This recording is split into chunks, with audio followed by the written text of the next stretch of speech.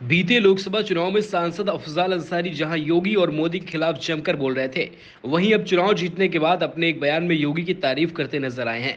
जी हां, उत्तर प्रदेश में लोकसभा की 80 सीट में 33 सीट भारतीय जनता पार्टी ने जीता, जिस पर अफजाल अंसारी ने कहा कि इन सीटों पर में 30 सीट योगी की बदौलत बीजेपी जीता है, क्योंकि इस चुनाव में मोदी का जादू कहीं देखने को नहीं मिला। अगर जादू चला होता तो वाराणसी की अगल बगल सीट भाजपा हारती नहीं। इतना ही नहीं, उन्होंने जम्मू कश्मीर में हुए आतंकी हमले पर उपराज्यपाल मनोज सिन्हा पर कटाक्ष करते हुए कहा कि जब इसके पहले भी आतंकी हमला हुआ करता था, तब मनोज सिन्हा गाजीपुर में चुनाव लड़ रहे थे। तो पता कीजिए, कहीं इस वक्त हमले के में दिल्ली से तो नहीं है, इस हमले के वक्त भी वह दिल्ली में तो नहीं थे। इसके अलावा उन्होंने भारतीय कम्युनिस्ट पार्टी से समाजवादी पार्टी में जाने और मध्यस्थता करने वाले के नाम का भी उजागर कर दिया। मीडिया से बातचीत करते हुए अफजाल अंसारी ने कहा कि जम्मू कश्मीर में हुए आतंकी हमले से पहले चुनाव के दौरान ही एक और आतंकी हमला हुआ था। उस दिन भी जम्मू कश्मीर के उपराज्यपाल गाजीपुर में चुनाव लड़ा रहे थे। आज भी पता कीजिए कि कहीं मंत्रिमंडल के विस्तार में वह दिल्ली में न रहे हों।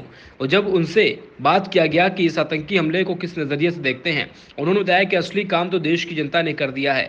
पहले इनकी बेलगाम सत्ता ने जो सोचा वो कर दिया। आज बैसाखी पर खड़ी है सरकार, हम दोनों बैसाखियों में जो वासर लगा है वह चिकना है। उन्होंने कहा कि सरकार तो बन गई जोड़ तोड़ के, लेकिन वह चलेगी कैसे? देश में बेरोजगारी की एक बड़ी समस्या है, उसका समाधान क्या निकालेगी?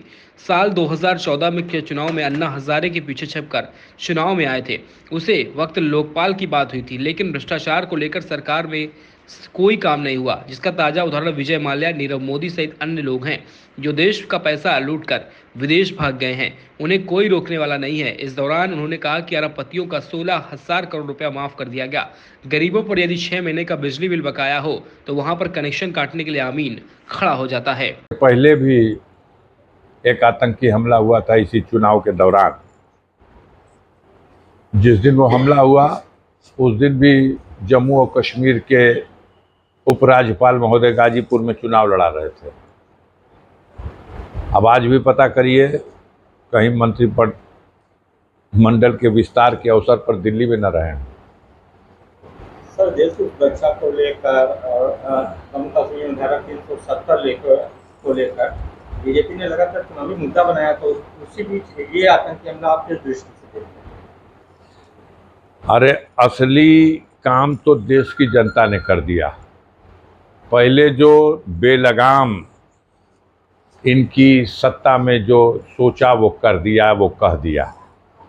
आज बैसाखी पे खड़ी ये सरकार है और दोनों बैसाखियों में जो नीचे वाशर लगा हुआ है वो बड़ा ही चिकना है, स्लिप करता है अक्सर।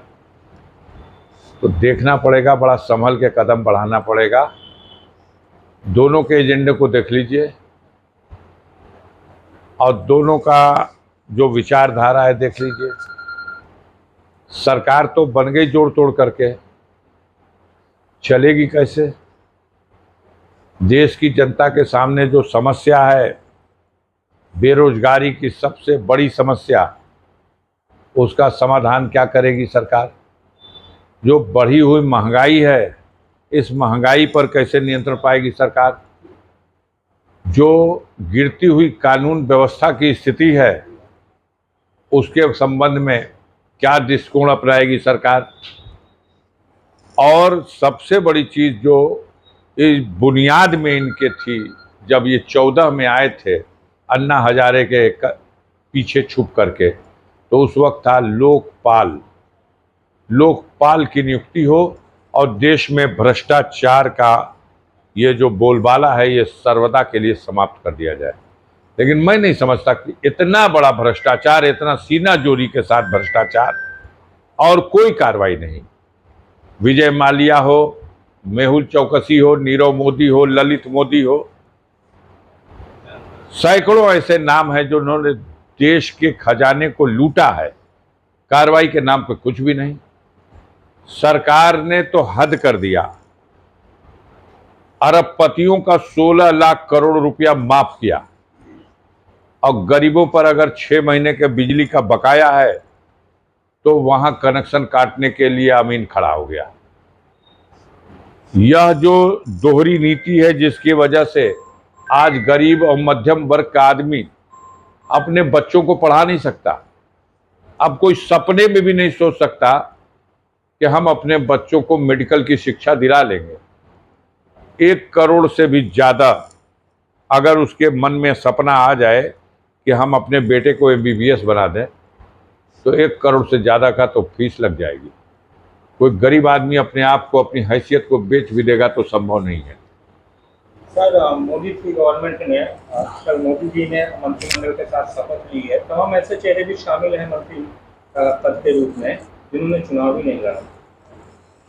हाँ, तमाम ऐसे चेहरे शामिल हैं जिन्होंने चुनाव नहीं लड़ा और तमाम ऐसे चेहरों को दरकिनार कर दिया गया है जो चुनाव बड़ी बड़ी हस्तियों के खिलाफ लड़े और पार्टी की सेवा भी बहुत दिलो जान से किए और आज उनका वक्त खराब हो गया। स्मृति ईरानी बेचारी 2014 में हारी थी तो कैबिनेट मंत्री बना दी गई थी, मानव संसाधन मंत्रालय जिसको दिया गया। आज वो चुनाव भी राहुल गांधी के नहीं, वो कांग्रेस पार्टी के किसी नेता के विरुद्ध, और वो चुनाव हार गई तो आज उसको मंत्री पद से हटा दिया गया। इस इलेक्शन में मेजर में भी यूपी में मेजर लॉस किया है बीजेपी ने। अरे भैया, संभाल दिया योगी आदित्यनाथ ने। मोदी का जादू खत्म हो चुका है। आप बताओ, मोदी जहां से चुनाव लड़े बगल में चंदौली नहीं बचा, गाजीपुर नहीं बचा, मछली शहर नहीं बचा, 3 तरफ से बनारस घिरा हुआ है, तीनों सीट हार गए। और मीडिया हमारा कहता था कि मोदी जब लड़ते हैं तो उनकी हवा जो है पूरे पूर्वांचल में और उसके बाद बिहार में और बंगाल तक चली जाती है।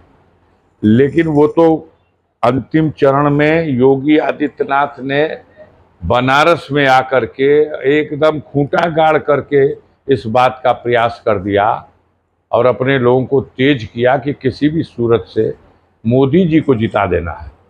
और नहीं, यकीन मानिए, मोदी जी भी चुनाव हार गए होते अगर इतना मजबूती से योगी आदित्यनाथ न लगे। सर, आपका कहना है कि यूपी में मोदी की हार हुई है लेकिन योगी सफल नहीं है। हमारा ये मानना है कि 33 सीट जो मिली है उसमें 30 सीट योगी आदित्यनाथ के प्रयासों, मेहनत और उनके चेहरे पर 30 सीट लौट के आ गई। 3 सीट होगी जो भारतीय जनता पार्टी, उनका समीकरण या मोदी जी के चेहरे पे आई होगी। सर, केसी त्यागी का कल बयान आया था कि इंडिया गठबंधन ने जो नीतीश कुमार को जो PM बनाने के लिए ऑफर किया था।